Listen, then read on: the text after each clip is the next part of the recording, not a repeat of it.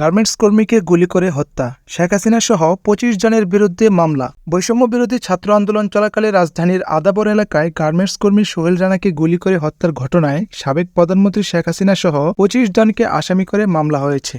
এছাড়া মামলার উল্লেখযোগ্য আসামিরা হলেন সাবেক সেতুমন্ত্রী ও আওয়ামী লীগের সাধারণ সম্পাদক ওবায়দুল কাদের, ঢাকা দক্ষিণ সিটি কর্পোরেশনের সাবেক মেয়র শেখ ফজলুর তাপস, সাবেক স্বরাষ্ট্রমন্ত্রী মোহাম্মদ আসাদুজ্জামান খান কামাল, সাবেক আইজিপি চৌধুরী আবদুল্লাহ আল মামুন, যুবলীগ চেয়ারম্যান শেখ ফজলে শামস পরশ, যুবলীগের সাধারণ সম্পাদক মাইনুল ইসলাম খান নিখিল, ছাত্রলীগের কেন্দ্রীয় কমিটির সভাপতি মোহাম্মদ সাদ্দেম হোসেন, সাধারণ সম্পাদক শেখ ওয়ালি আসিফ ইনান, সাবেক ডিবি প্রধান হারুনুর রশিদ, সাবেক যোগ্য কমিশনার বিপ্লব কুমার সরকার, সাবেক ডিএমপি কমিশনার হাইবুর রহমান, এই মোট ২৬ জনের বিরুদ্ধে মামলা দায়ের করা হয়েছে। মঙ্গলবার ২০ আগস্ট দুপুরে ঢাকার অতিরিক্ত চিফ মেট্রোপলিটন ম্যাজিস্ট্রেট সুলতান সোহাগউদ্দিনের আদালতে এ মামলার আবেদন করেন নিহতের ভাই মোহাম্মদ ইব্রাহিম।